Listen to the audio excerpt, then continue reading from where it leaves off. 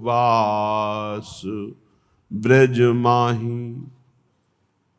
मुझे ब्रजवास मिले, पर ऐसा निरंतर मेरी जिह्वा से युगल नाम चलता चाहिए। राधा वल्लभ राधा वल्लभ, राधा वल्लभ लाल को हृदय ध्यान मुख नाम। अगर कहीं वृंदावन की लताओं के नीचे बैठ करके नाम कीर्तन वाणी गायन का सौभाग्य कुछ क्षण भी मिले, तो वृंदावन की लताएं आशीष देती हैं, प्रिया प्रीतम की प्रीति का आशीष देती है। जैसे कोई राधा ऐसा उच्चारण करता है तो सुन करके हृदय में लगता है क्या दे दूं, इसको कैसे सुख पहुंचाऊं। ये तो एक क्षुद्र थोड़ी सी प्रीति, गुरु कृपा से, आचार्य कृपा से, नाम यत किंचित। जो अपार प्रीति में डूबी हुई लताएं हैं, जिनके पत्ते पत्ते से राधा राधा निकलता है, उनको जब हम नाम कीर्तन सुनाते हैं, पद महिमा जो लीला गुण से भरी हुई है, तो हमें आशीष देती है। तुम्हारे हृदय में युगल सरकार के प्रति अपार प्रेम प्रकाशित हो, पक्का मानिए। ये लताएं सीधे प्रेम प्रकाशित करती है हृदय में। इसीलिए वृंदावन की लता सम कोटि कल्प तरुणाही, रज की तुल वैकुंठ नहीं और लोक की माही। करोड़ों कल्प तरु समानता नहीं कर सकते वृंदावन की लता के। ब्रजवासिन के जूठन टूका, अरु यमुना को पानी।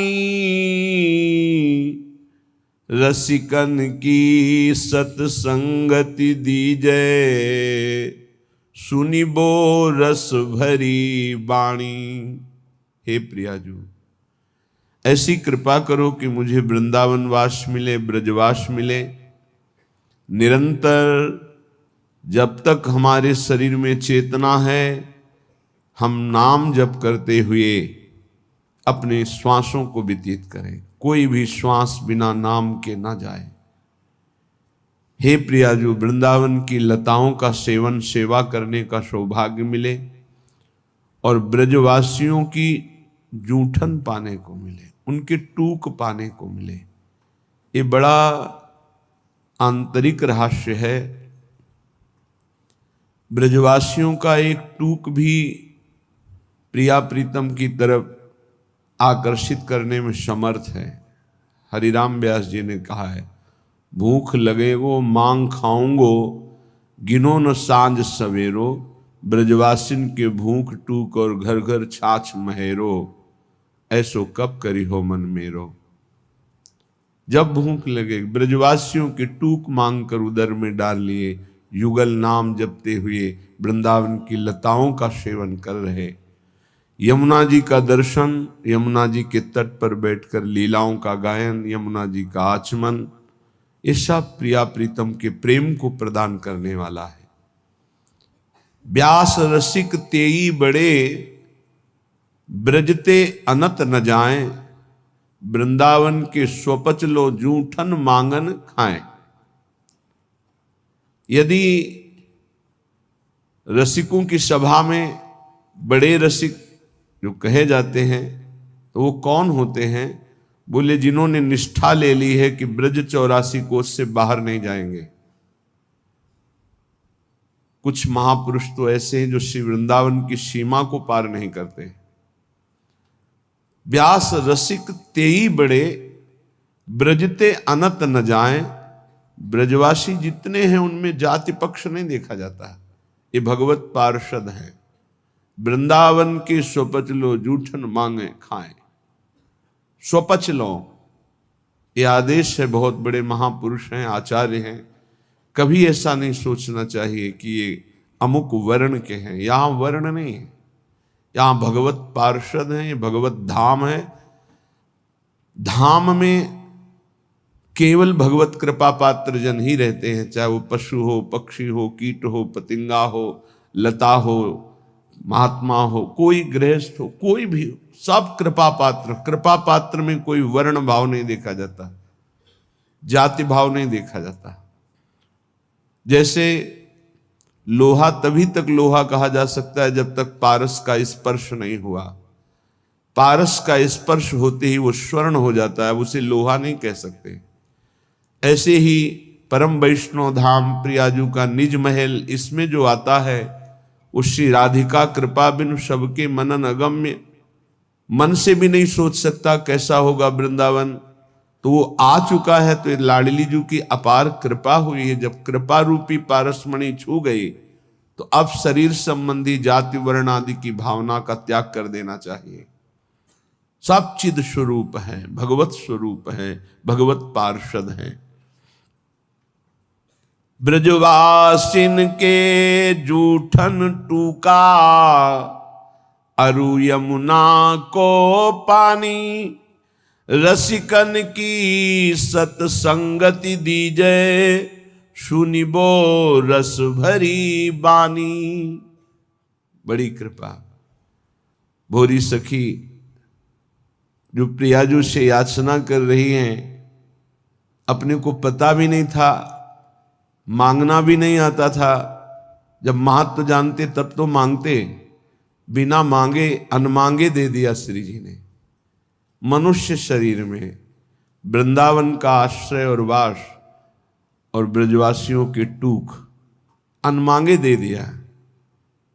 यमुना रस रानी तो हमारी प्रिय सखी हैं, उनकी तो अपार कृपा है। हमारे यहां महारानी श्री लाडली जो हैं और रस रानी यमुना जी हैं। बाहर बोला जाता है यमुना पटरानी की जय। हमारे यहां रस रानी है, रस प्रदान करने वाली श्री जी की प्रिय सखी है। जब रसिकों की संगति मिल जाए तो समझ लेना चाहिए हमारा अंतिम जन्म है। यदि समझ ठीक हो जाए और रसिकों की संगति पर महत्व बुद्धि हो जाए तो समझ लेना चाहिए अब हमारा आखिरी जन्म है। सत्संगति संस्कृति कर अंता, गोस्वामी तुलसीदास जी कह रहे हैं। बड़े भाग पाइब सत्संगा, तो बिना ही प्रयास होई भवभंगा। यदि सत्संग मिल गया तो संस्कृति चक्र आवागमन का अंत है, इसीलिए संत का संग मिल गया। रसिकन की सत्संगति दीजे, सुनिबो रस भरी बानी। क्योंकि उनकी रस भरी बाणी सुनने से हमारा जो मलिन मन है वो स्वाभाविक निर्मल होने लगता है।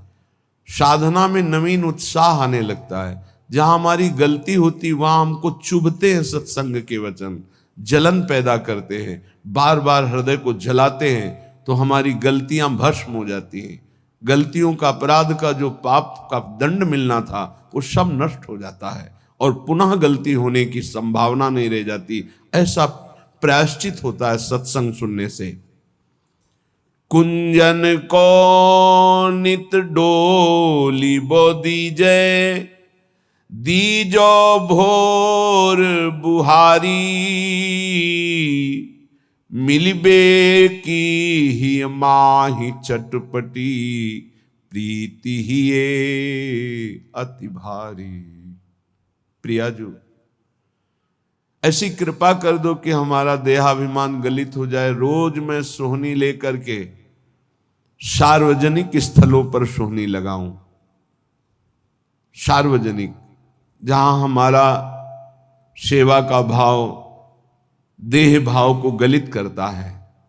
परिक्रमा मार्ग है, जहां बहुत से लोग एकत्रित होते हैं, जहां बहुत से लोग आ जा रहे हैं, वहां की सफाई, ये बहुत बड़ी सेवा धाम की है, सोहनी सेवा। पर वो देहाभिमान ऐसे लाभ को नहीं लेने देता। एक आदमी करोड़ों रुपए का दान करे और एक आदमी जहां से सब लोग निकलते हैं, बैठते हैं, उठते हैं, ऐसी जगह सोहनी लगा दे, तो उसकी समानता नहीं कर सकता सोहनी लगाने वाले की समानता। क्योंकि उसके अंदर कहीं ना कहीं रहेगा कि मैं 1 करोड़ दान किया, लेकिन जो सोहनी लगा रहा है उसको रोना आएगा, दैन्यता आएगी, रज उड़ेगी, उसके शरीर में लगेगी, सारे पाप नष्ट होंगे। ये रज ब्रह्मेश्वर आदि शुद्ध रूप पदारविंद की है, प्रियाजू की रज है, चरण रज। ये आपके हृदय को प्रेम प्रकाशित करने में बिल्कुल निर्मल कर देगी, योग्य बना देगी। अगर धाम आए हो तो कहीं भी 4 हाथ सोहनी जरूर लगा दो, तुम्हारा सौभाग्य होगा। यहां गंदगी मत फैलाओ, ये प्रियाजू का महल है, यहां जो भूल चूक से गंदगी फैला देते हैं उसको साफ कर दो, बड़ी कृपा होगी आपके ऊपर, बड़ी कृपा होगी यदि ऐसा आप करेंगे। पर वो देहाभिमान नहीं करने देता, धूल लग जाएगी। जो तुम्हारे कर्मों की धूल चटाने के लिए तैयार है, उसको मिटाने के लिए ये ब्रज धूल है। जैसी भट्ट धूल धूसर तन ये है आशा और धार। बड़े वो महान भाग्यशाली हैं जिन्होंने ब्रजरज के द्वारा समस्त कर्म बंधनों को छिन्न भिन्न कर दिया है। ये जल्दी समझ में नहीं आएगा, ब्रजरज लगाने की हिम्मत नहीं पड़ेगी पापात्मा को। देखते हैं कि अगर ऐसे हुआ भी तो ऐसे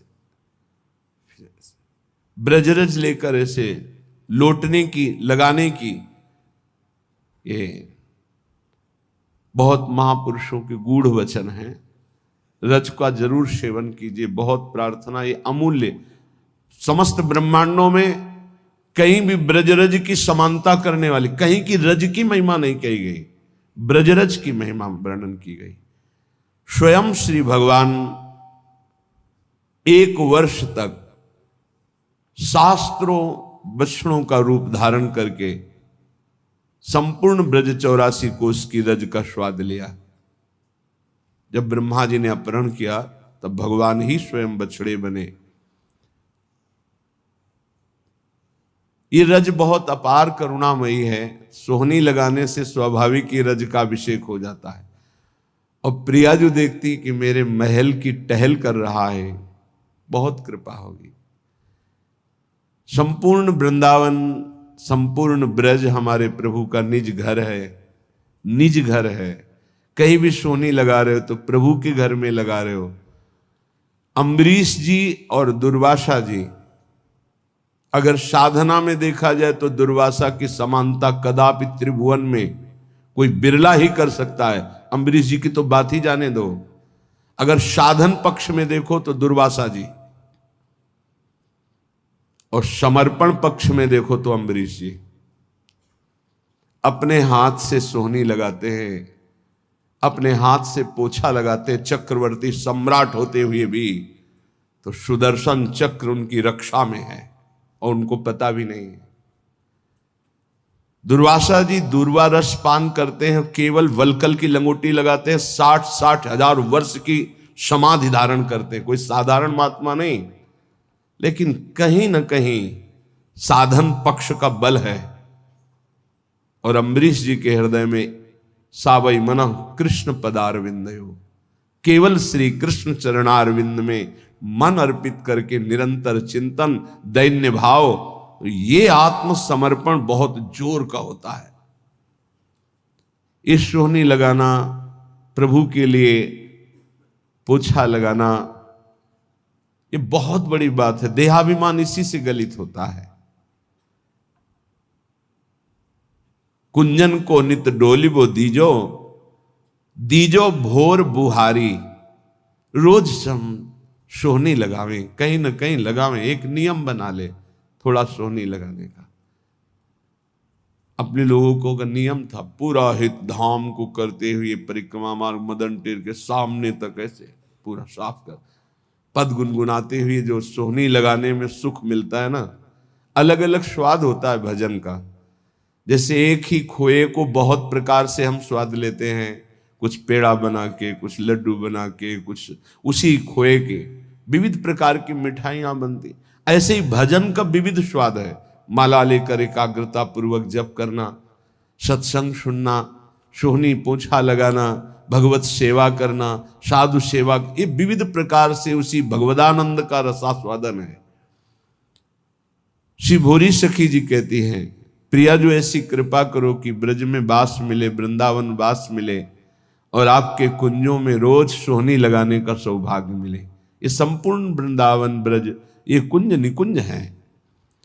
कोटि प्राण नित बारी बोधी जय, देखत चरण छटारी। वैसे तो मुख्य 5 प्राण हैं और 5 प्राण सहायक है तो 10 प्राण कहे गए हैं। लेकिन अगर करोड़ों प्राण होते और न्यौछावर करते, उस न्यौछावर के बदले में श्री जी के गोरे चरणारविंद को एक बार देखने का सौभाग्य मिलता तो सस्ता सौदा है। प्राण दिए यह प्रेम न पइए, क्योंकि श्री जी के चरणों से प्रेम प्रवाहित होता रहता है। सत्प्रेम सिंधु मकरंद रसौग धारा, प्रेम धारा गोरे चरणारविंद से ही प्रवाहित हो रही है, प्रियाजू के चरणों से। लालजू का प्रेम ही प्रियाजू है। इसलिए एक रसिक महान पुरुष ने कहा कि श्री कृष्ण का प्रेम बिना प्रियाजू की कृपा के मिल ही नहीं सकता।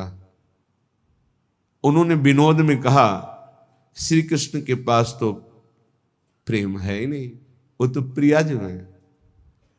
तो एक उपासक ने प्रश्न किया आके हितधाम में कि उन्होंने ऐसे कैसे कह दिया, हमें बड़ी जलन हुई कि श्री कृष्ण के पास प्रेम ही नहीं है। तुमको शब्द बोलिए, आप वही शब्द बोलिए जो वो बोले हो, क्योंकि आप मिलावट कर दोगे तो अर्थ नहीं निकल पाएगा। वो जीव के तो शब्द वो बोले, तुमको देखो उनके शब्दों में झांक के देखो क्या कह रहे हैं। श्री कृष्ण के पास तो प्रेम नहीं, क्योंकि श्री कृष्ण का प्रेम तो मूर्तिमान प्रियाजू के रूप में विराजमान है। तो बिना प्रियाजू के चरणों की आराधना के प्रेम कैसे प्राप्त हो जाएगा? क्योंकि प्रेम रूप तो सांद्रानंद घन प्रेम मूर्ति किशोरी, ललित रंगीली गाइए ताते प्रेम रंग रस पाइए। प्रियाजू कोई और थोड़ी है, लालजू के हृदय का प्रेम जब रूप धारण किया तो लाडली जू के रूप में हुआ। कोटि प्राण नित बारी बोधी जय, देखत चरण छटारी। जैसे जो केवल श्री कृष्ण उपासना में अभी प्रवेश नहीं पाए हैं पर भक्ति करते हैं, वो जब सुनते हैं कि लालजू मोर मुकुट पधराते हैं श्री जी के चरणों में, तो हमने देखा वो चूंकि अभी प्रारंभ है उनकी भक्ति का, तो भगवान ऐसा कैसे कर सकते, भगवान कैसे ऐसा कर सकते? ठीक है, लेकिन प्रियाजू तो लालजू तो भगवान है ना, भगवान ऐसे। यही है तुम्हारी प्रारंभिक दशा जिससे तुम नहीं जान पा रहे। अरे वो सेन नाई के लिए राजा के चरण चापने पहुंच गए, वो अपने भक्त के लिए सारथी बने बैठे हैं, वो अपने भक्त की मल भरी लंगोटी धो रहे हैं, वो प्रियाजू के चरणों में महावर लगावे तो कोई आश्चर्य की बात है? अरे प्रेम समुद्र प्रभु अपने प्रेम का दुलार कर रहे हैं, तुम्हें आश्चर्य लग रहा है? किंचन मात्र किसी भक्त में प्रेम आ जाता है तो मेरे प्रभु हाथ जोड़े उसकी सेवकाई के लिए खड़े रहते हैं। भक्ताधीन मन पूज्यो भक्ता नाम भयंकर। कैसे कैसे समझोगे? थोड़ी सी प्रीति आ जाए तो जहां मेरा भक्त चरण रखो वहां रखूं मैं हाथ, पीछे पीछे मैं फिरूं, कभी न छाड़ू साथ, फिर वो प्रियाजू के चरणों में माथा रख दे। कौन आश्चर्य की बात है? नंददास प्रभु छवि बिलोकत, प्रीति के प्रतिपाल, चापत चरण मोहन लाल। कोटि प्राण नित बारी बोधी जय, देखत चरण छटारी। इतनी आस पुजावहु प्यारी, भोरी बलि बलिहारी। दीजय मोहि ऐसो बास ब्रज माही। जुगल नाम को भजन निरंतर, और कदम बन छाही। दीजो मुहि ऐसो बास ब्रज माही। हे प्यारी जू, ऐसी मेरी आशा है, और आप अत्यंत कृपालुता दयालुता की समुद्र हो। मेरी आस पूरी करो, मैं आपके गोरे चरणारविंद को देख पाऊं, आपकी परिचर्या में रहूं, युगल नाम जप करूं, और वृंदावन की वीथियों में आपका सुमिरन करते हुए, नेत्रों से आंसू बहाते हुए, रज अभिषिक्त होकर अपना जीवन व्यतीत करूं। श्रीपाद प्रबोधानंद जी महाराज कह रहे हैं, भाई बहुत भोग लिया है, बहुत जन्म भोग लिए हैं, एक बार मेरी प्रार्थना मान लो तो आज तक तुम्हें जो शांति और विश्राम नहीं मिला वो मिल जाएगा। भ्रातर भोगा सुभुक्ता का इह न भवता नापि संसार मध्य। ए भाई, तुम्हें पता नहीं कि तुमने क्या क्या भोगा है, बहुत कुछ भोग लिया है, सब भोग लिए हैं। कागभूषुंडी जी को भगवत प्रसाद से शास्त्रों जन्म की स्मृति है। शास्त्रों जन्म क्या, शास्त्रों युगों की स्मृति है। कई बार उनके सामने कलयुग आ चुका, कितनी बार चतुर्युगी व्यतीत हो गई। वो कह रहे हैं गरुण जी महाराज से कि सत्य कहता हूं हे पक्षीराज हरिवाहन, आपके सामने सत्य कहता हूं, कोई ऐसा कर्म नहीं जो मैंने किया ना हो, कोई ऐसा भोग नहीं जो मैंने भोगा ना हो, लेकिन आज मुझे जो भगवान की स्मृति में सुख मिल रहा है वो किसी में सुख नहीं मिला। सब कुछ करके देख, वो अनेक जन्मों की स्मृति से सब देख रहे हैं। सकल कर्म कर थके गोसाई, सुखी न भयो आज की। आज जो मैं भगवान श्री राम की पावन चर्चा करता हूं, उनका नाम जप करता हूं, उनके ध्यान में मगन रहता हूं, इससे बड़ा सुख मुझे किसी भी साधन में, किसी भी भोग में, किसी भी कर्म में नहीं मिला। श्रीपाद कह रहे हैं भ्रातर भोगा सुभक्ता, खूब भोग लिए, तुम्हें याद नहीं है। जैसे कई बार हमने स्मृति दिलाई कि 9 महीने मां के गर्भ में इसी जन्म में रहे, कुछ याद है? 1% भी याद है तुम्हें? ज्यादा समय नहीं हुआ, कोई 50 वर्ष, कोई 40 वर्ष, कोई 30 वर्ष, 25 वर्ष, ऐसे सब बैठे हो। आप विचार करके देखो कि ज्यादा लंबा समय नहीं गया, इसी जन्म की बात है। क्या आपको याद है कि मां के गर्भ में तुमने क्या दुख भोगा? 100 में 1% याद है? नहीं याद है, फिर पीछे जन्म की क्या जानोगे? ना भवता ना पे संसार मध्य, इस जगत में ना तुम कभी सुखी हुए हो ना सुखी हो पाओगे यदि भजन नहीं करोगे। देखो, जब बच्चापन तो सिखाया जाता है खूब बढ़िया पढ़ो लिखो, धन कमाओ, ऐसे योग्य बनो, बढ़िया है। कभी अध्यात्म नहीं सिखाया, कभी नाम जप नहीं सिखाया, कभी ये बैठ के नहीं सिखाया कि बड़ों का आदर कैसे किया जाता है, कभी ये नहीं सिखाया कि मनुष्य जीवन का लक्ष्य क्या है।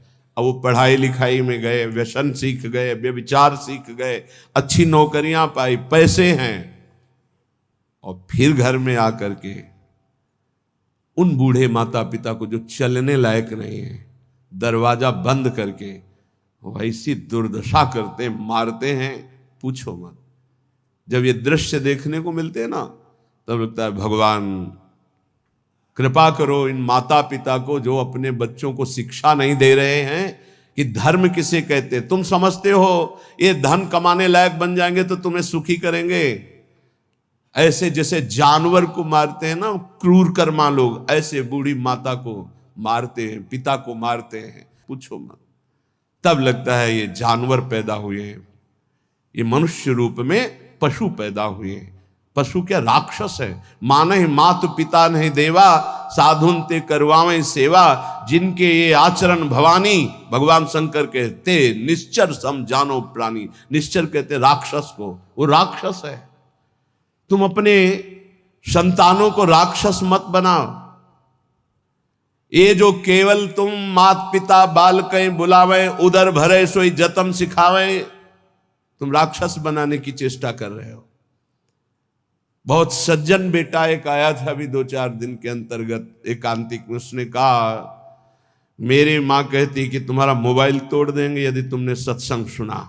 मेरा बाप कहता है कि तुमको हमारी कसम है यदि वृंदावन गए। यही बच्चे जब सतमार्ग से विमुख हो जाएंगे और शराब पीकर घर आएंगे, तब तुम्हारी पूजा करेंगे, तब तुम्हें अपनी कसम ध्यान आएगी कि अगर ये वृंदावन जाता, साधु समागम करता, तो आज लातों से न मारता। आज ये मेरी दुर्दशा न कर। चीख रहा है। क्या है? भ्रातर भोगास भुक्ता, भुगतोगे। ये जो कर रहे हो कर्म भुगतोगे। तुम्हारे बेटा बेटी देख रहे हैं कि बुढ़े के साथ कैसा तुम कर रहे हो, वही इंतजाम तुम्हारे लिए रहेगा, वही इंतजाम, उससे बढ़ के ब्याज सहित। चिंता मत करो। इसलिए हम सबसे प्रार्थना करते हैं, ये कर्म भूमि है, जो बीज बोओगे वही फल काटोगे। आज देखने में लग रहा है कि माता पिता के साथ बड़ा अन्याय हो रहा है, लेकिन सत्य पूछो तो ये उनके कर्म का फल उनको देखने को मिल रहा है। न कभी राम बोले, न कृष्ण बोले, न हरि बोले, पूरा जीवन केवल इसी में लगाया। तो देख परिणाम, जिनके लिए जीवन लगाया वही तेरा जीवन लेने के लिए तत्पर हो रहा है, वही तेरा नाश कर रहा है। जिसको तूने सजाया वही तुझे दंड दे रहा है। क्यों?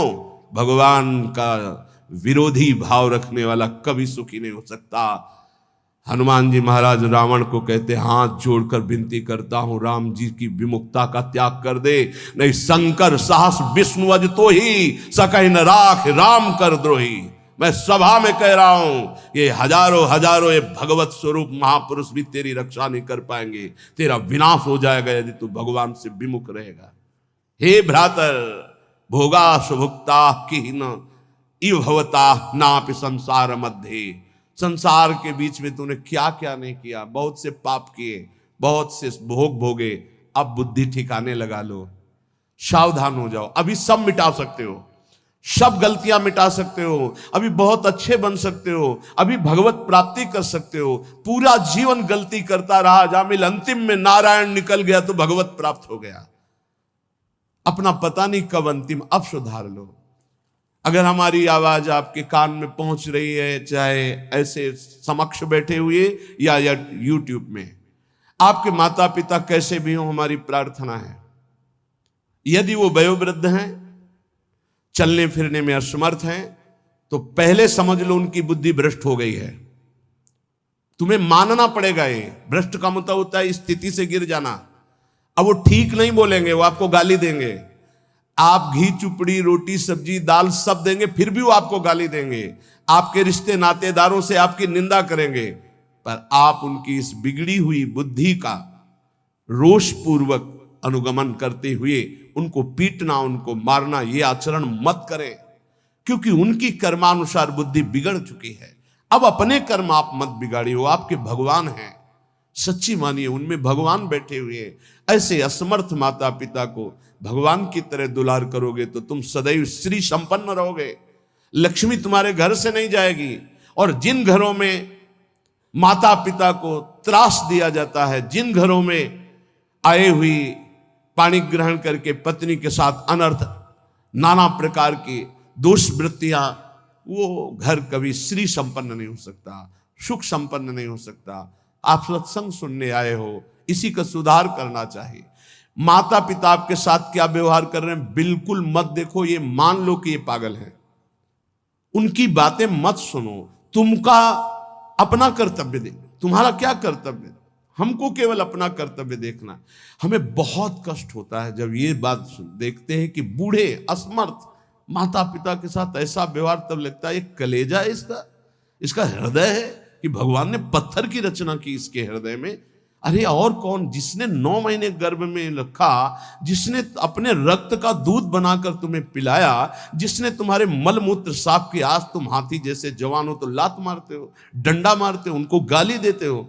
चिंता मत करो, तुम्हारे लिए ब्याज सहित व्यवस्था है, ब्याज सहित दंड मिलेगा। अगर तुम्हें थोड़ा भी ये पता है कि भगवान है तो इतना समझ लो उनके वचन भी हैं, अवश्य में वो भोक्तव्यम कृतम कर्म शुभाशुभम, शुभ और अशुभ कर्मों का भोग भोगना पड़ता है। फिर माता पिता ये तो साक्षात भगवान है, इनके प्रति ऐसा ये कुछ भी बोले। हमने देखा है वयोवृद्ध आदमी की बुद्धि पतित हो जाती। पतित अगर जीवन भर भजन नहीं किया ना तो पतित का मतलब होता है स्थिति से गिर जाना, भ्रष्ट होने का मतलब है गिर जाना। अब उसको जो बोलना चाहिए वो नहीं बोल पाएगा। उस समय हमको क्रोध नहीं करना कि हम तो इतना खवाते पिलाते हैं, ये हमारी निंदा करते हैं। ये हम बहुत गूढ़ बात आपको कह रहे हैं। जिसने अपने माता पिता की सेवा कर ली उसने भगवान को प्रसन्न कर लिया। उनके नाराज रहने पर, उनके गाली देने पर, उनके तिरस्कार करने पर भी। पर हमारी प्रार्थना है, हम जो शब्द कह रहे हैं उसे ध्यान से सुनिए। जो माता पिता असमर्थ हो चुके हैं, चलने फिरने लायक नहीं है, उनके वर्ताव और उनकी कटु वचनों पर ध्यान न दिया जाए, उन्हें भगवान की तरह पूजन करके उनकी सेवा की जाए। जितने दिन जिए खूब मेहनत करके कमाओ, उनको खाओ पियो, कपड़ा लत्ता, सुखपूर्वक जीवन, तो तुम्हारा लोक और परलोक दोनों बन जाएगा। ये शब्द हम शर्त इसलिए रखते हैं कि जो माता पिता अपने कर्तव्य का पालन करना नहीं जानते हैं और अभी चल फिर रहे हैं, मनमानी आचरण करते हैं, गंदे विचारों का पोषण करते हैं, पोषण करने वालों का शोषण करते हैं, ऐसे माता पिता के लिए नहीं कह रहे। हम उन असमर्थ माता पिता के लिए कह रहे हैं कि जिनकी वास्तविक बुद्धि बिगड़ चुकी है, शरीर सेवा में समर्थ स्वयं नहीं रह गया है। अब हमारा कर्तव्य बनता है वो गाली दे, वो पड़े पड़े हगे, तो भी हमें उनकी सेवा करनी चाहिए। निश्चित भगवान प्रसन्न हो जाएंगे, निश्चित। हमने आपको कई बार उदाहरण में बताया है महाभारत का प्रसंग। एक महात्मा कश्यप नाम के थे, तो एक वृक्ष के नीचे बैठे ध्यानस्थ थे। जब एक बगुली बीट कर दिया तो ऐसे माथे से गिरा, तो ऐसे देखा और रोष पूर्वक देखा तो भस्म हो गई, आग लग गई और जलकर राख होकर गिर गई। उनको लगा मेरी तपस्या बहुत पावरफुल हो गई। एक घर में गए, भिक्षामदेहि, एक साध्वी भगवत भावपरायण पति को भगवान मानने वाली पतिव्रता देवी निकली, प्रणाम किया। ब्राह्मण कुछ क्षण रुकिए, अभी मैं आपको भोग लाई। जेव ही वो घर गई तो दूसरे दरवाजे से उसके पति आ गए। बिल्कुल ध्यान से सुनना, अपने पति को साक्षात भगवान मानना, अपने पति की ही आराधना में तन्मय रहना, ये पातिव्रत बड़ा महान धर्म है। इसी से भगवान शंकर ब्रह्मा और विष्णु को 6-6 महीने के बालक अनसुईया जी ने बना दिया था। लेकिन ये बहुत दुर्लभ बात है जो अपने देह को पावन करके एक पति को समर्पित करके आजीवन वो देवी। ये भारत यति और सतियों का देश है। धर्म की यहाँ जय जयकार सदैव होती रही, होती रहेगी। हाँ, थोड़ा कम ज्यादा अंतर पड़ता रहेगा। अब आज क्या धर्म को समझे जो बॉयफ्रेंड गर्लफ्रेंड ये दलित दुराएं दिमाग में बैठ गई है, ये क्या समझेंगे कि धर्म किसे कहते, पातिव्रत धर्म किसे कहते, एक पत्नी व्रत किसे कहते हैं, जिसका पाणी ग्रहण किया, आजीवन निर्वाह किया। अब वो पति सेवा में पति को बैठालना, उनको जल पिलाना, फिर इसके बाद कहा भगवान आपके घर में एक अतिथि भगवान उस दरवाजे पर आए, आदेश हो तो मैं उनका स्वागत करूं, भिक्षा दे दूं। कहा तत्काल जाइए, तत्काल जाइए। वो कुछ फल फूल अन्न आदि लेके गए। तो आप इतना विलंब क्यों किया? वो तो उस रोष में थे कि हमारा तप बढ़ चुका है, मैंने बगुली के देखा था वो भस्म हो गई। तो उनका भगवान शांत शांत, विलंब का कारण मैं एक पतिव्रता हूं, मेरे प्रभु मेरे पतिदेव आए, मैं उनको आसन दिया, जल पिलाया, फिर उनकी अनुमति से आपको देने आई हूं। तो उनका तुमने हमको ऐसा वैसा महात्मा समझ लिया क्या? तो उसने कहा महाराज तुम्हारे उस वृक्ष की बगुली नहीं हूं कि तुम्हारे देखने से भस्म हो जाऊंगी। मैं एक पतिव्रता हूं जो बैठे बैठे तीनों लोकों का दर्शन कर रही हूं अपने पातिव्रत धर्म के व्रत से। बहुत बड़ा बल होता है पातिव्रत धर्म में, ये कोई खिलवाड़ नहीं है। गृहस्थी कोई साधारण धर्म नहीं, आप लोग जिसे बिल्कुल अवहेलना कर रहे हैं कि हम तो गृहस्थ हैं, हम तो विषयी हैं। अरे भगवान के अंश हो, तुम जहां हो वहीं से भगवत प्राप्ति कर सकते हो, इतनी सामर्थ्य आप में है। अब तो होश उड़ गए उनके कि ये बात तो केवल मैं ही जानता था कि बगुली को देखने से भस्म हुई, दूसरा कोई नहीं। तो हाथ जोड़ा और कहा, देवी तुम्हें कैसे पता है? तो उन्होंने कहा, इतना ही नहीं पता, मुझे सब कुछ पता है आपका, मुझे पूर्व जन्म का भी पता है आपका। मैं अपने पति की सेवा के प्रभाव से त्रिकालज्ञ हो चुकी हूं। जाओ, अभी तुम्हें सच्चा ज्ञान प्राप्त नहीं हुआ, सच्चा ज्ञान प्राप्त कराने के लिए अमुक प्रांत में जाओ और वहां जो मांस बेचने का व्यापार करते थे कसाई के रूप में, वो जन्मे थे उस कुल में, लेकिन वो खरीद करके मांस व्यापार उनकी कुल परंपरा का, वहां जाइए और वो तुम्हें धर्म का उपदेश करेंगे। विचार किया कि इतने सिद्ध महापुरुष है, अपने पातिव्रत धर्म से मुझे जाना चाहिए। वहां गए तो कितना चाहिए, जो जितना हो वैसा घृणित, ये उपदेश करेगा धर्म का। चलने लगे तो उनका, कश्यप जी, बिना परिचय के परिचय, कश्यप जी रुकिए। रुके, आपको अमुक गांव की पतिव्रता पत्नी ने भेजा है ना? हाँ। पहले फोन तो था नहीं कि फोन कर दिया होगा। बोले, आप रुकिए, मैं अपना व्यापार रूपी पूजा कर्म कर लूं, फिर आपको मैं उपदेश करता हूं। आश्चर्यचकित हो गए, इतना मलिन कार्य करने वाला और त्रिकालज्ञ है ये भी, बिना परिचय के परिचय जानता है, और वो पत्नी ने क्या कहा ये मुझे कैसे? बाद में जब अपनी सेवा से निवृत्त हुए तो दुकान को अपनी प्रणाम किया, पैर छुआ और वो कर्म भगवान को समर्पित किया कि मुझे जिस कुल में जन्म दिया वो मैं कर्म कर रहा हूं और नाम जब निरंतर चलता। उन्होंने कहा, पहले तो मैं पूछना चाहता हूं आप इतना निंदनीय कर्म क्यों करते हैं? तो उनका है, मेरी कुल परंपरा से चल रहा है। फिर तुमको इतना पवित्र ज्ञान कैसे हो गया तीनों काल का? बोले, मैं निरंतर नाम जप करता हूं, अपने कर्म को भगवान की पूजा समझता हूं। और आओ, और घर ले गए और दिखाया कि श्वेत पलंग पर बूढ़े माता पिता बैठे हुए, जाके साष्टांग दंडवत किया। बोले, जो उससे धन मिलता है उससे मैं अपने इन भगवान की सेवा करता हूं। रात दिन माता पिता की सेवा के प्रभाव से, नाम जप के प्रभाव से, अपने व्यापार को भगवान की पूजा समझने के प्रभाव से मुझे तीनों काल का ज्ञान है। तो उन्होंने कहा, मेरी तपस्या अपूर्ण क्यों है? कश्यप जी ने, उन्होंने कहा, इसलिए कि तुम अपने माता पिता की अवहेलना कर चुके हो और वो वृद्ध माता पिता भटक रहे हैं, उनकी सेवा छोड़कर, उनकी अनुमति के बिना तुम ये ऐसा, जाओ पहले उनकी आज्ञा का पालन करो। आप समझो, महाभारत में पढ़ के देखना, भगवान श्री कृष्ण द्वैपायन व्यास देव जी ने लिखा है, आज उन्हीं माता पिता से जिनसे परम सिद्धि प्राप्त होती है, परम कृपा प्राप्त होती है, ये नादान लोग नहीं जान पा रहे और अपना कर्म नाश कर रहे हैं, कर्म नाश कर रहे हैं, पूरा जीवन नष्ट कर रहे हैं। हम इस विषय में इसलिए बोल रहे हैं कि आजकल बहुत बच्चे उद्दंड हो रहे हैं, और ब्याह हुआ तो वही नई बच्चियां जिनको अपने माता पिता का सम्मान करना नहीं आया, वो अपने पति के माता पिता के साथ दुर्व्यवहार करते हैं, पति के अधीन करके दोनों मिलकर उनको पीड़ा पहुंचाते हैं। हम वयोवृद्धि की बात कह रहे हैं, हम उनकी बात नहीं कर रहे जो समर्थ हैं, कर सकते हैं, जो शोषण करते हैं हम उनकी बात नहीं कर रहे।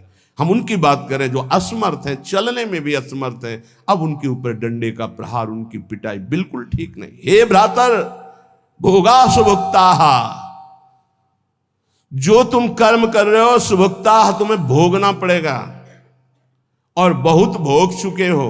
जैसे मां के गर्भ में कितना बड़ा दंड भोगा तुम्हें याद भी नहीं है। इसलिए भवता नापि संसार मध्य, दोबारा इस संसार के बीच में जन्म ना हो, ऐसा उपाय कर लो। क्या? विद्या दान ध्वराद्य ही कति कति जगति ख्याति पूजाद्य लब्धा, इससे तुम्हारा जन्म मरण नहीं रुकेगा। बहुत पढ़ लिख कर विद्वान हो गए हो तो तुम्हारी ख्याति हो जाएगी, बहुत दान दे दोगे तो तुम्हारा यश हो जाएगा, बहुत भोग सामग्री आहार विहार बांट दोगे, बहुतायत रूप में तुम्हारे पास आ जाएगी, लेकिन तुम्हारा जन्म मरण नहीं रुकेगा। जन्म मरण रुकेगा अद्याहारे पियादृच्छिक उर्गुणवानप्य हो समृतात्मा श्रीमद वृंदावनेस्मिन् सतत मट सखे सर्वतो मुक्त संगाहा। आहार विहार की चिंता छोड़ दो, योगक्षेमम वहाम्यहम का ठेका भगवान लेते हैं। अपने कर्तव्य का धर्म पूर्वक पालन करो, धन की चिंता मत करो। आ जाओ श्री धाम वृंदावन, सत्संग सुनो, उसके अनुसार आचरण करो, साधना भजन करो, तुम्हारा परम मंगल हो जाएगा, आवागमन से मुक्त हो जाओगे। हे सखे वृंदारण्यम त्यजेति प्रवदति यदि कोप्यस्य जिह्वाम छिन्नमि श्रीमद् वृंदावनान् माम यदि नयति बलात् कोपितम हन्यवश्यम। यदि किसी ने मुझे वृंदावन से बाहर जाने की बात कह दी तो मैं उसकी इतनी अनन्य निष्ठा है श्रीपाद की, बोले आप एक बार आइए, तो फिर उसे कहना पड़ता है कि क्षमा कीजिएगा, श्रीधाम वृंदावन का क्षेत्र संन्यास है।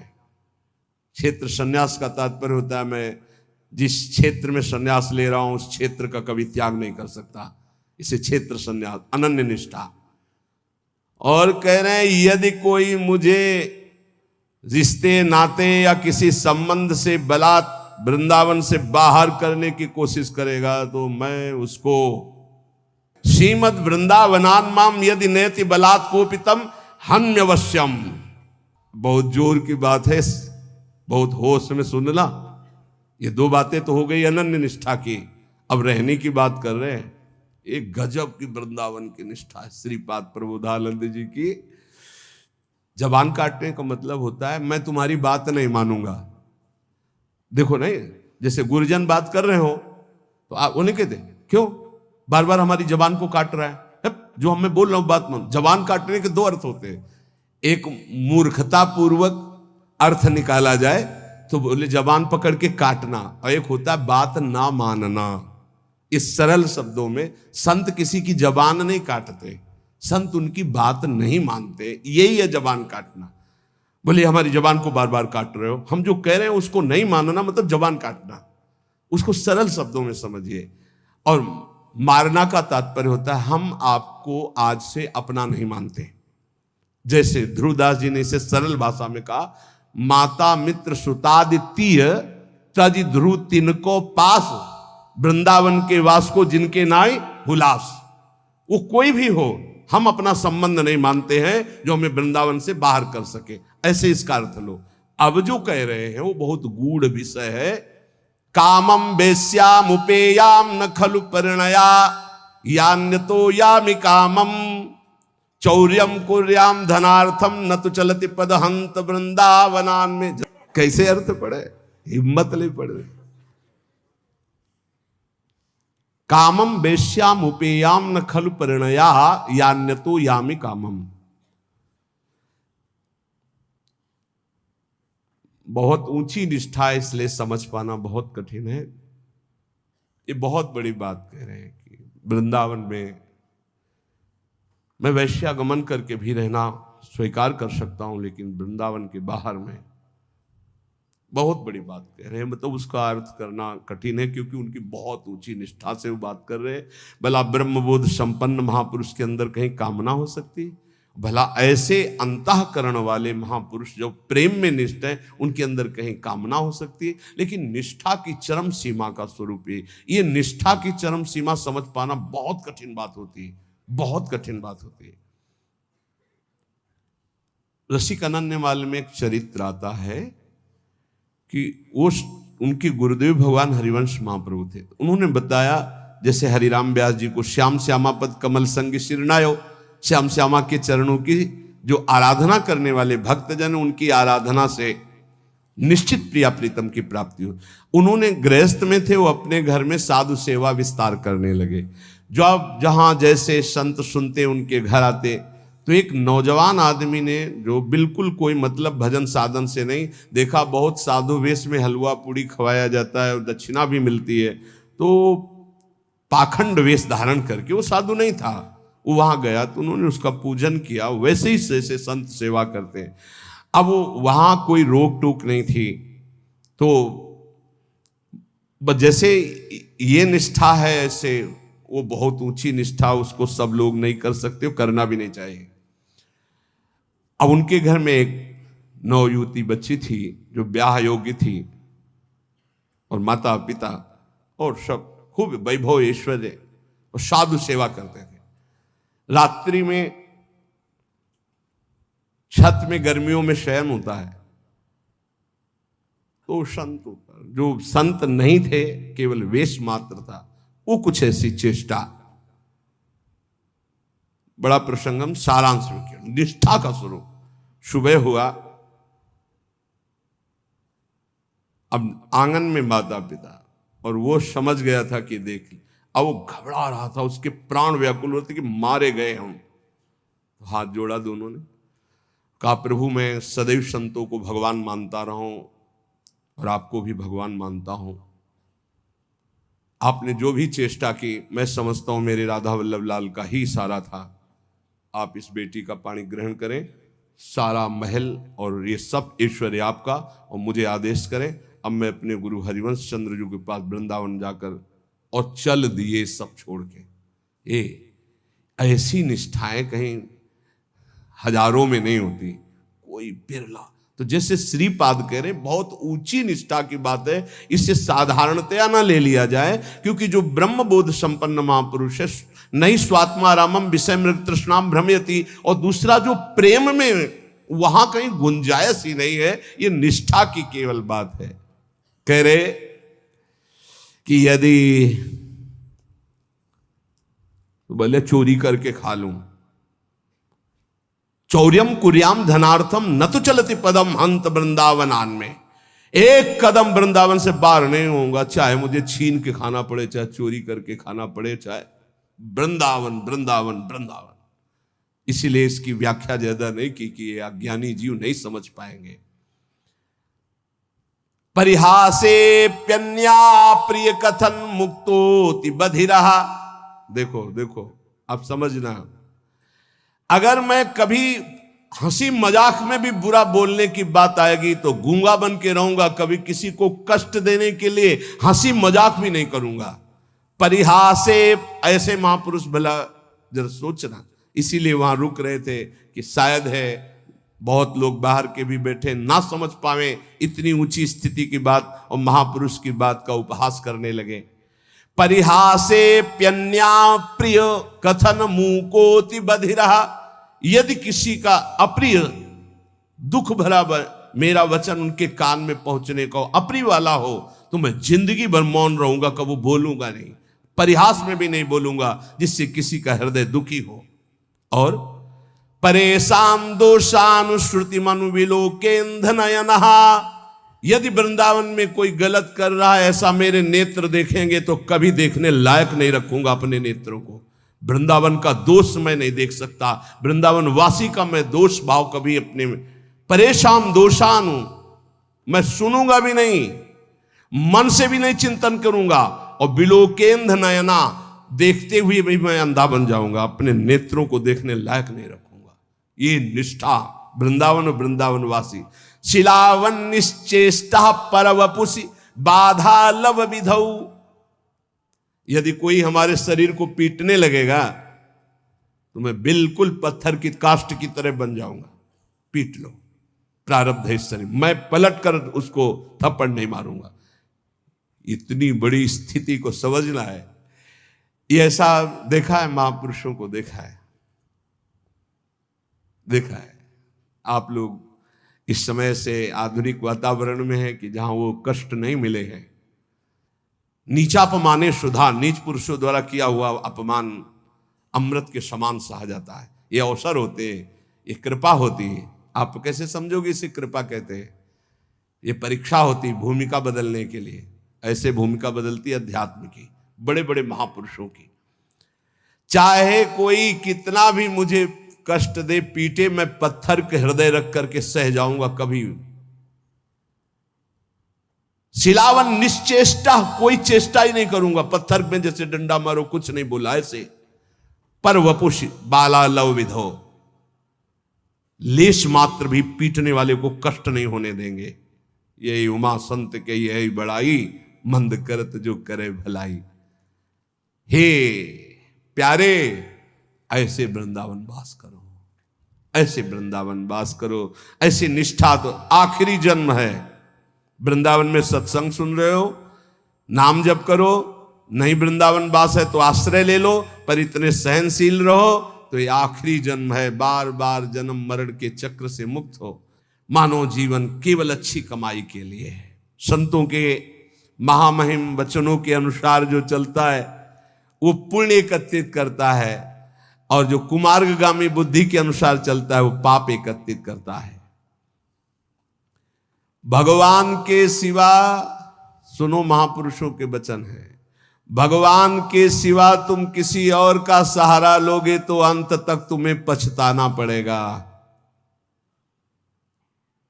भगवान के सिवा किसी और का सहारा लोगे तो अंत तक तुम्हें पछताना पड़ेगा और नरक जैसा जीवन हो जाएगा, नरक जैसा जीवन। भगवान के आश्रय में जो अपार सुख होता है, कैसे हम तुम्हें बताएं। ये जीव सोचता है धन का आश्रय, परिवार का आश्रय, बिल्कुल सब नाटक, धोखा ही धोखा, सच्ची वाली। भगवान के सिवा दूसरे का सहारा लोगे तो अंतिम में तुम्हें पछताना पड़ेगा, नरक जैसा कष्ट होगा। अगर भगवान का सहारा है तो सच्ची माने जीवन परम मंगल में देखने को मिल रहा है। नारकी स्थिति से जीवन परम मंगल में देखने को मिल रहा है। दूसरा, संसार के मनुष्यों से जो प्रेम किया जाता है वो अगले जन्म का निमंत्रण है, अगला जन्म का। और यदि भगवान से प्रेम किया जाता है तो परम धाम जाने का, अगला जन्म का खत्म। अब देखो तुम्हें पसंद क्या करना है। तीसरा, जिस शरीर में जितनी आसक्ति कर लोगे अगला वही जन्म उसी शरीर का मिलेगा। जैसे हिरण के शरीर में आसक्ति कर ली तो भरत जी हिरण बन गए, पुरंजन ने स्त्री में आसक्ति कर ली तो पुरंजनी बन के अगले जन्म में स्त्री बन करके जन्मा। इसलिए जिस शरीर से अधिक प्रेम कर, जो मकान से ज्यादा प्यार करता है वो छिपकली बनकर मकान में रेंगता है। ध्यान, जो जिससे अधिक प्यार वो ऐसी योनि को प्राप्त। तुम योनि प्राप्त करने के लिए नहीं आए, तुम भगवान को प्राप्त करने के लिए मानव देह प्राप्त किया है। नाम जप करो, सच्चाई से नाम जप करो, तुम्हें खुद दिखाई देगा जो लिखा है। कोई किसी से प्यार नहीं करता है, सिर्फ नाटक, सिर्फ नाटक प्यार का चल रहा, कोई प्यार। जो राग और द्वेष पूर्वक जीवन व्यतीत करता है वो दुर्गति का पात्र बनकर के नाना प्रकार की नारकी योनियों को भोगता है और प्राय राग द्वेष में ही जीवन जा रहा है। ये 18 दोष भोगने ही पड़ते हैं जो भगवान का भजन नहीं करता। भूख, प्यास, बीमारी, बुढ़ापा, राग, द्वेष, मोह, निंदा, चिंता, भय, खेद, विषाद, जन्म, मरण, विस्मय, शोक, मंद, अरति, कहीं मन नहीं टिक रहा, घोर अशांत, डिप्रेशन, अरति। ये 18 दोष भगवत विमुख को भोगने ही पड़ते हैं। और यदि वो भगवान के आश्रित हो जाता है तो उसमें जैसे भूख है, प्यास है, बीमारी है, बुढ़ापा है, इन सब में भगवान का एक विशेष कृपा प्रसाद रहता है। देखो, बेटा और बहू की कथा सुन चुके। एक संत भगवान ने कभी शिष्य नहीं बनाए थे, श्रीधर बाबा। और जब वृद्धावस्था आई तो अपने लोग 8-10 संतों की होड़ लगती थी कि देखो आपने 1 घंटा सेवा की है, अब आप हटिए, अब हम सेवा। और जानते उनको कैसे सोच कराई जाती थी? ऐसे टांग लिया जाता था दोषण और ऐसे हाथ में कराई जाती थी। क्यों? क्योंकि भजन करते थे। सौभाग्य था किसको शौच कराने को मिले, किसको स्नान कराने को मिल जाए, किसको वस्त्र धारण। ये सौभाग्य, भगवान के सिवा किसी को अपना नहीं माना। तो ऐसे गोद में, संतों की गोद में उनकी सेवा होती थी। और अंतिम समय राधा राधा मुख से निकल रहा था, सब संत कीर्तन कर रहे थे और ऐसे पधारे, पूछो मत। ये है ना कोई शिष्य ना कोई जगह, ना कोई 1 रुपया। तो ऐसे भगवान की तरह अंतिम समय उनकी पूजा हुई जब उनका शरीर असमर्थ था। ड्यूटी लगती थी, अलग अलग ड्यूटी लगती थी। कई संत भगवान अपने ड्यूटी लगी थी कि इतने बजे से इतने, और लड़ाई होती थी। देखो आपने 1.25 घंटा आज कर लिया, 15 मिनट ज्यादा कर लिया, अब आप हटिए, आप हम मुझे तो कहते यार थोड़ी देर और कर ले। मतलब लोभ लगता कि जितना अधिक मैं सेवा कर पाऊं। क्यों? क्योंकि भजन परायण थे और वहां पैदा किया है, संपत्ति दी है, लात मार रहे। भगवान से विमुख जो है उसे 18 दोषों को भोगना पड़ता है। जो भगवान के कृपा पात्र होते हैं उन्हें संत संग मिलता है। जिन्हें संत संग मिलता है उनमें अंत काल में जैसे भगवत प्राप्ति होगी वैसा संयोग बना दिया जाता है। अंत काल में दादू मन ही सो मल उपजय, मन ही सो मल धोई, सीख चले गुरु साधु की, तो तू निर्मल होई। नाम जपे रुचि साधु को, साधु जपे रुचि नाम, दादू दोनों एक टक, यहू आरंभ यहू काम। कह रहे मन गंदा हो गया है, अब मन ही निर्मल हो तब बात बनेगी। कैसे निर्मल हो? बोले गुरु का उपदेश, साधु का संग, ये साबुन है, बहुत जल्दी मन को निर्मल कर देता है। बोले जब नाम जपे तब रुचि साधु की, जब नाम जपो कहे तो संतों में तुम्हारी प्रीति हो जाएगी, और जब संत नाम देंगे तब भगवान में प्रीति हो जाएगी। ये नियम है, ये सिद्धांत। गुरुमुख के प्राप्त नाम से ही भगवत साक्षात्कार होता है।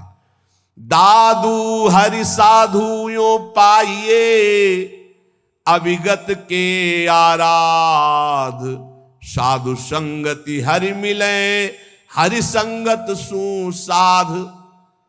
बोले जब हरि की कृपा होती तो साधु मिलते हैं, और जब साधु की कृपा होती है तो उस अविगत परमात्मा की आराधना शुरू होती है, तब वो हरि मिलते हैं। तो हरि की कृपा का फल साधु, और साधु की कृपा का फल हरि दर्शन। हरि जब अव्यक्त कृपा करते तब संत दर्शन मिलता है। अब मोहि भा भरोस हनुमंता, बिनु हरि कृपा मिले नहीं संता।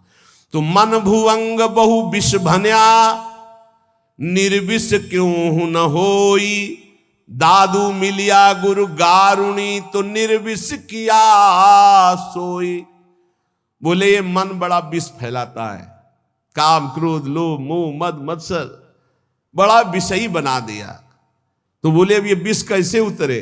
बोले गुरु गारुणी, विष उतारने वाले गुरुदेव हैं। जो गुरुदेव ने नाम मंत्र दिया है उसको जपो तो मन का सारा विष उतर जाएगा, निर्विकार मन हो जाएगा। पूजा मान बड़ाइयां, आदर मांगे मन, राम गहे सब परिहरे, सोई साधु जन। सबके मन में होती है हमारी पूजा हो, हमारी मान हो, हमारी बड़ाई हो, हमारा आदर हो। लेकिन साधु वही है जो मान बड़ाई आदर को स्वीकार नहीं करता, इच्छा नहीं करता। सब में मेरे प्रभु है, सबको प्रभु को भाव से प्रणाम। इतने विराट रूप भगवान इतने रूप में आकर दर्शन देते हैं, ये भाव नहीं रखना। मान बड़ाई आदर इसका कहीं भी नहीं। मेरे प्रभु आकर मुझे दर्शन देते हैं, करुणा करके इतने रूपों में दर्शन देते हैं। जो भगवान को प्राप्त करना चाहता है वो साधु कैसा होता है? जो मान बड़ाई आदर आदि को भी स्वीकार नहीं करता। विश्व सुख माही रमि रहा, माया हित चितलाई, सोई संत जो उबरे, स्वाद छोड़ी गुण गाई। संसार के विषय भोगों में रम रहे जीवों का उद्धार कौन कर सकता है? बोले संत। बोले कौन संत? जो बोले केवल भगवान के गुण गा रहा, उसके बदले में कुछ नहीं चाहता है। अगर कुछ चाह है, रुपया पैसा भोग सामग्री स्वाद मान बड़ाई प्रतिष्ठा, तो उसकी वाणी का प्रभाव नहीं पड़ेगा। विषयों में फंसे हुए, माया में फंसे हुए जीवों का उद्धार किससे होता है? बोले संत से। बोले किन संत से? बोले सोई संत जन उबरिया, जो स्वाद छोड़ी गुण गाई। स्वार्थ, स्वाद, इनको छोड़कर कोई भी चाह नहीं, केवल स्वांता सुखाए तुलसी रघुनाथ गाथा। बोले ऐसे संतों की वाणी से माया में फंसे हुए लोगों का उद्धार होता है। साधु मिले तब उपजे हृदय हरि को ध्यान, दादू संगति साधु की अभिगत पुरवै आन। बहुत शीघ्र परमात्मा प्राप्ति होती है ऐसे संत महात्मा के संग से। उनके बताए हुए ध्यान, नाम, गुण, कीर्तन से बहुत जल्दी भगवत साक्षात्कार होता है। प्रेम कथा हरि की कहें, करे भगत ल्यो लाई। पिबे पिबावे राम रस, सोजन मिलवो आई। बोले बड़े संतों की पहचान क्या होती है? बोले जिनके पास बैठने से केवल भगवत चर्चा ही हो, हमारे आचरण सुधरे, हरि नाम में प्रीति हो, हरि चरणों में प्रीति हो, भक्ति का हृदय में प्रादुर्भाव हो, वो स्वयं भगवत रस पिए हुए हैं और वही भगवत रस हमें पिला सकते हैं। साहब सो सन्मुख रहे, सत्संगति में आई। दादू साधु सब कहें, सो निर्फल क्यों जाई। बोले साहब के सन्मुखता बनी रहेगी यदि संत संग रहेगा। साहब हरि, हरि के सन्मुख हो जाओगे, और सन्मुख होए जीव मोहि जब ही, जन्म कोटि अगनासौ तबहि। करोड़ों जन्मों के पाप उस जीव के नष्ट हो जाते हैं जो भगवान श्री हरि की सन्मुखता प्राप्त कर लेता है। वो सन्मुखता साधु संग से प्राप्त होती। साधु संग कभी निष्फल नहीं हो सकता। अमोघश्च निर्वैरी सब जीव सो संत जना सोई। दादू एक आत्मा बैरी नाही कोई। संत वही, किसी भी संप्रदाय की मेड़ में नहीं। था पूरा विश्व विश्वंभर सब जगह भास, एक ही परमात्मा तत्वनंत ब्रह्मांडों में है। फिर मृत्यु लोक की बात क्या? निर्वैरी सब जीव सो संत जना सोई। सब किसी से बैर नहीं, सब अपने हैं, सब अपनी आत्मा है। दादू एक आत्मा बैरी नाही कोई। काहे को दुख दीजिए घट घट आत्म राम। दादू सब संतोषिए यही साधु को काम। घट घट में हमारे प्रभु रमे हुए हैं। जो उसका साक्षात्कार कर लेता है वही भगवत प्राप्त होता है। कैसे साक्षात्कार होता है? एक अक्षर पीव का सोई सत कर जानी। हरि नाम सतगुरु कहा दादुर सो परवाणी। जो गुरुदेव ने अक्षर बोला बस उसी पकड़। ये बहुत जगह महापुरुषों से मिला है। गुरु द्वारा दिए गए नाम मंत्र का अद्भुत चमत्कार है। बस उसी में लग जाओ, जितना जपोगे उतना ही लाभ मिलेगा। दादू नी का नाम है, तीन लोक तरी जाए। रात दिवस रटिबो करे। रात दिन बड़े भाग्यशाली जिनको ये पता है कि जाना है मुझे, तो खूब अधिक धन कमा ले, नाम रूपी धन। राधा राधा राधा राधा वल्लभ राधा वल्लभ। दादूनी का नाम है, हरि हृदय न विसारी। मूर्ति मन माही बसे सांस सांस संभारी। तब जानना कि हमारा नाम रंग ला रहा है, जब हर श्वास में नाम चले और सामने नामी की छवि विराजमान हो। दादू साहब कह रहे, मूर्ति मन माही बसे सांस सांस संभारी। दादूनी का नाम है, आप कहे समझाई। और आरंभ सब छाड़ दे, हरि नामो ल्यो लाई। केवल लगन लगा लो नाम में, सब पूर्ति हो जाए। जितना नाम अधिक जपोगे। श्री भगवान गीता जी में कहते हैं कि कई प्रकार के हमने यज्ञों का वर्णन किया। श्रेयान द्रव्य मयाद्यज्ञाज ज्ञान यज्ञ परंतप। सर्वं कर्माखिलम पार्थ ज्ञाने परिसमाप्यते। बड़ी यज्ञ अभी कल चर्चा की थी कि श्री भगवान ने बताया ब्रह्म यज्ञ, द्रव्य यज्ञ, स्वाध्याय यज्ञ, तप यज्ञ, प्राणायाम यज्ञ, भगवदर्पण यज्ञ, अभिन्नता यज्ञ, कर्तव्य कर्म रूपी यज्ञ, विषय हवन रूपी यज्ञ, समाधि रूपी यज्ञ, योग यज्ञ, स्तंभ प्रवृत्ति, ये सब यज्ञ हैं। इन सब यज्ञों में भगवान कह रहे हैं जो द्रव्य यज्ञ है, रुपया पैसा से जो यज्ञ होती है, ये जितनी भी यज्ञ हैं इन सब में ज्ञान यज्ञ श्रेष्ठ है। सर्वम कर्माखिलम पार्थ ज्ञाने परिसमाप्तये, इसलिए श्रेयान द्रव्य मया दज्ञाज ज्ञान यज्ञ परंतप। परम कल्याण जो होता है वो ज्ञान होने से होता है। इतना तो ज्ञान हो जाना चाहिए कि हमारा स्वरूप भगवान का अंश है, भगवत स्वरूप है। हम शरीर में फंस गए और मुझे मुक्त होना इस शरीर से, इस शरीर से मुक्त होना है। अगर इस शरीर से मुक्त नहीं हुए तो बहुत घटिया शरीर मिलने वाले हैं, कीड़ा मकोड़ा कितने योनियां हैं।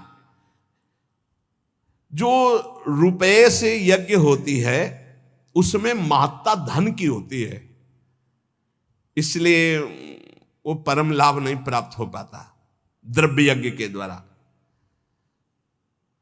द्रव्य यज्ञ में सब पदार्थ आ जाते हैं यज्ञ के, क्योंकि वो सब अर्थ से प्राप्त होते हैं। एक द्रव्य यज्ञ करे 10 अश्वमेध यज्ञ, और एक बार श्री कृष्ण को भाव से प्रणाम कर ले तो 10 अश्वमेध यज्ञ करने वाला श्री कृष्ण को प्रणाम करने वाले की बराबरी नहीं कर सकता। अब आप विचार करो द्रव्य यज्ञ कितना छोटा है जिसको बहुत बड़ा माना जाता है। यहां भगवान कह रहे हैं द्रव्य यज्ञ से श्रेष्ठ है ज्ञान यज्ञ, क्योंकि सभी यज्ञ कर्मजन्य और कर्म करने वाले में यह रहता है कि मैंने ये किया। एक हमने देखा है यज्ञकर्ता को अभिमान रहित, अंदर के कितने विशुद्ध भाव होते हैं धार्मिक पुरुषों में।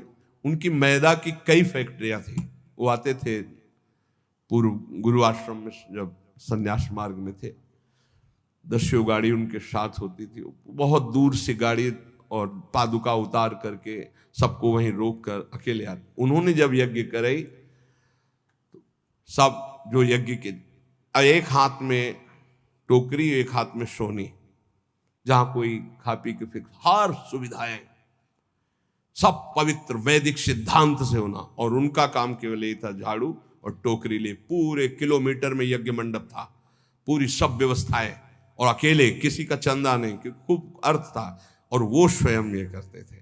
जब कोई उनसे पूछता यज्ञ, कहीं भी कोई पोस्टर बैनर नहीं, और कोई पूछता यज्ञ कौन कराते, तो हमें तो पता नहीं, हम तो यहाँ दोना पत्तल फेंकने की सेवा मिली, बस वो जानते हैं। कोई नहीं जानता था यज्ञ कौन करा रहा। खूब आनंद मंग ऐसे कोई द्रव्य यज्ञ करने वाले बिरला होते हैं जो भगवत समर्पित होते हैं, पर उनको ज्ञान है इस बात का कि तो दियम वस्तु गोविंदम तो भ्यमेव समर्पे, देनहार कोई और है देत रहते दिन रैन, लोग भरम मोपे करे तासो नीचे नयन। ऐसे वो महान गृहस्थ में रहते हुए भी वो महान याज्ञिक थे, यज्ञ करने वाले।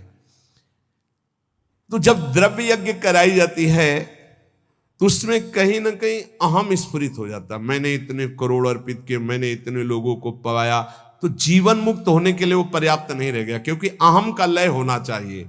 इसीलिए भगवान कह रहे हैं सर्वम कर्माखिलम पार्थ ज्ञाने परिसमाप्तये। ज्ञान में क्या होता है, अहम का नाश हो जाता है। इसलिए भगवान यहां कह रहे कि सबसे बढ़िया यज्ञ है ज्ञान यज्ञ। अंतःकरण में 3 दोष होते हैं जिनके कारण भगवत साक्षात्कार नहीं हो पाता। मल कहते हैं संचित पाप को। जो संचित पाप होते हैं उनके कारण भजन में मन नहीं लगता। जहां भजन शुरू करोगे, भगवत मार्ग की बातें शुरू करोगे, तो पाप आकर्षण शुरू हो जाएगा, इसे मल कहते हैं। दूसरा होता है विक्षेप, चित्त का चंचल होकर बार बार भोगे हुए विषयों का चिंतन करना, इसे विक्षेप कहते हैं। आवरण कहते हैं अहंकार, अज्ञान। इन 3 के कारण जीव की भगवान में रुचि नहीं होती और भगवान की प्राप्ति में बाधा ये 3 पहुंचाते। मल, संचित पाप, विक्षेप भोगों के प्रति चित्त का चंचल होना, आवरण अहंकार अज्ञान। जब हम कोई भी कर्म करते हैं तो उसमें ये आवरण ढक जाता है, अहंकार, मैंने ये किया, और जहां ये हुआ मैंने ये किया तो उसका कल्याण नहीं हो पाता। ये खास बात है, उसका फल मिलेगा, उसे भगवत प्राप्ति नहीं हो पाएगी। अहंकार विमूढ़ात्मा कर्ता हमेति मन्यते, अहंकार में मूढ़ता बनी रहती है और ये रहता है कि मैंने ये किया, और जब मैंने ये किया तो अवश्य भोगना पड़ेगा, चाहे शुभ हो या अशुभ हो, भगवत प्राप्ति नहीं होगी। जब हमें किसी महापुरुष का आश्रय मिलता है, संत महात्मा का, और वो जब हमें उपदेश करते हैं तब हमें समझ में आता है कि सारे कर्म भगवान के लिए करने हैं। हमारे पास जो शारीरिक बल, रुपया, पैसा, भोग सामग्री, सब श्री भगवान की, तो हम भगवत भाव से जब कर्म करके भगवान को समर्पित करने लगते हैं तो हमारे अंदर के दोष नष्ट होने लगते हैं। मल पहले नष्ट होगा, संचित पाप भस्म होंगे। अब हमको थोड़ा विवेक आने लगा कि जितने भोग भोगे उनमें कोई सुख तो है नहीं, तो बार बार चित्त जो भोगों की तरफ जा रहा था उसे वापस करने लगे, तो विक्षेप नष्ट होने लगा। अब अहंकार भगवद अर्पित होकर के चरणों में चला गया, तीनों ठीक हो गए। मल विक्षेप आवरण जहां हटा तो सामने सच्चिदानंद भगवान का उसको अनुभव हो जाता है। अब बोले ये मल विक्षेप आवरण हटाने के लिए जो साधु संग चाहिए, गुरु का संग चाहिए, वो कैसे प्राप्त हो? बोले जब विवेक, वैराग्य, समदमादि सठ संपत्ति, मुमुक्षता, श्रवण, मनन, निधिध्यासन, तत्व पदार्थ संशोधन, ये जो दैवी भागवती ज्ञान के साधन है, इनकी जब प्राप्ति की इच्छा होती तो गुरु बनाने की इच्छा होती। कोई ऐसे संत मिले, कोई ऐसे सदगुरु मिले। देखो भगवान सामने विराजमान है अर्जुन के, और कह रहे हैं कि जब कभी मल विक्षेप आवरण हटाने के लिए ज्ञान की आवश्यकता होती है तो गुरु की प्राप्ति की इच्छा होती है। तो अपने मल विक्षेप आवरण को हटाने के लिए, कल्याण प्राप्ति के लिए, मंगल के लिए, सुख प्राप्ति के लिए, ज्ञान यज्ञ के लिए, तत्व ज्ञान के लिए किसी संत का आश्रय लो। कैसे? बोले तद्विद्धि प्रणिपातेन परिप्रश्नेन सेवया उपदेक्षन्ति ते ज्ञानम ज्ञानिनस्तत्वदर्शिनः। भगवान से पहले प्रार्थना करो कि हमको तत्वज्ञानी महात्मा मिल जाए। बड़ा मुश्किल है तत्वज्ञानी महात्मा मिलना। ये छोटी छोटी मेड़े ऐसी बन गई हैं, लड़ाई झगड़ा, एक दूसरे की निंदा स्तुति समझे नहीं पा रहे। जैसे जमीन में खड़े होकर देखो तो कोई 7 खंड की, कोई कुछ ऐसे बिल्डिंग, और थोड़ा हेलीकॉप्टर में बैठ के देखो ऊपर उड़ के तो सब एक जैसा दिखाई देने लगेगा। तो जो ऊंचाई में चढ़ा हुआ महापुरुष है वो एक जैसा देखता है, सब जगह एक है। देखो शास्त्रों में हमने वैदिक सिद्धांतों में भी पाया आ ब्रह्म है, आ। अब आप कुछ भी बोलो आ निकलेगा। सर्वव्यापी ब्रह्म आ है, ये हमने शास्त्रों में पाया। का, खा, गा, चा, छा, टा, ज्ञा, का से लेके ज्ञा तक कोई भी अक्षर बोलो, आ निकलेगा। अब जो अक्षर है वो ब्रह्ममय है। ऐसे ही चराचर जगत ब्रह्म में, सर्वम खलमिदम ब्रह्म। अब ये वेद सिद्धांत पढ़ते हैं, लड़ाई झगड़ा कहां रह गया, कहां निंदा स्तुति रह गई, कहां राग द्वेष रह गया, कहां छोटा बड़ा रह गया, कहां अपना पराया रह गया। यही समझ। सनातन आकाश की तरह है, ध्यान रखना। सनातन धर्म आकाश की तरह है, सनातन धर्म वायु की तरह है, सनातन धर्म जल की तरह है, सनातन धर्म पृथ्वी की तरह है, सनातन धर्म सूर्य की तरह है। जहां देखो वहीं सनातन सूर्य है, सनातन वायु, सनातन जल, सनातन भूमि, सनातन आकाश, सनातन अग्नि, अंदर और बाहर, यह है सनातन। तो ब्रह्म सनातन, परमात्मा सनातन, तो धर्म सनातन। उसको समझो, ये छोटी छोटी मेड़े नहीं। सनातन, सनातन आकाश की तरह है, सनातन वायु की तरह है, सनातन अग्नि की तरह है, सनातन जल की तरह, सबका भरण पोषण सनातन। भगवान सबसे पहली बात कह रहे हैं ज्ञानिनस तत्वदर्शिना। किसका संग करना है? तत्व ज्ञानी का। हरिवंश महाप्रभु कह रहे हैं कैसे प्रिया प्रीतम के प्रेम में जाओगे? बोले ये क्रूरापि पापिनो न च सताम संभाष्य दृश्या से सर्वान वस्तुतया निरीक्ष परम स्वाराध्य बुद्धिर्मम। सबको आराध्य रूप में देखो, चाहे पापी हो चाहे पुण्यात्मा, सब में राधा वल्लभ लाल विराजमान है। यह आचार्य का आदेश है। यह है ज्ञानिनस तत्वदर्शिना, सब जगह अपने इष्ट को देखना। ये कहां मिलेंगे? ये भगवान मिलाएंगे। भगवान से सबसे पहले प्रार्थना करनी चाहिए कि मुझे ऐसे संत का सानिध्य दीजिए जो आप में रमण करता हो। मैं तो नहीं पहचान पाऊंगा प्रभु, आप मेरे हृदय को भी जानते हो और संत को भी जानते हो, तो मुझे संत संग दीजिए। अब मोहि भा भरोसा हनुमंता, बिनु हरि कृपा मिले नहीं संता। और जब संत मिले तब क्या करो? तो बोले तद्विद्धि प्रणिपातेन परिप्रश्नेन सेवया। अर्जुन पहले उन महापुरुषों के पास जाए तो जाकर उनको साष्टांग दंडवत करे। संपूर्ण आत्मसमर्पण का भाव साष्टांग दंडवत में माना जाता है। ऐसा भगवान क्यों कह रहे? क्योंकि बिना श्रद्धा के आपको ज्ञान प्राप्त नहीं हो सकता। श्रद्धावान लभते ज्ञानम। अगर श्रद्धा कमजोर है तो ज्ञान नहीं प्राप्त हो सकता। अगर वास्तविक किसी संत का लाभ लेना है तो श्री भगवान ने आदेश किया पहले अहंकार छोड़ो, पहले कोरे कागज की तरह उनके पास जाओ। यहां इतनी लिखा पढ़ी करके आते कि डस्टर चलाने को मना ही नहीं होता। इतनी लिखा पढ़ी पहले से ही रखी हुई है, बिल्कुल बेकार। आप सच्ची मानिएगा 70 वर्ष जीवन के हो गए, अभी तक ये नहीं निर्णय कर पाए कि मुझे चलना किधर है। अहो भाग्य आप लोगों का जिनको ये चित्त का समाधान हो गया कि मेरा मार्ग क्या है। नहीं, 70 वर्ष हो गए और अभी ये नहीं पता कि चौराहे पे खड़े कि जाऊं किधर, ज्ञान मार्ग में जाऊं कि ध्यान मार्ग में जाऊं कि योग मार्ग में जाऊं, भजन मार्ग में जाऊं कि, अभी तक ये निर्णय नहीं। भगवान कह रहे किसी ज्ञानी महापुरुष का आश्रय लेना है तो श्रोत्री और ब्रह्मनिष्ठ दो बातें कही है। श्रोत्री कहते हैं जिन्होंने खूब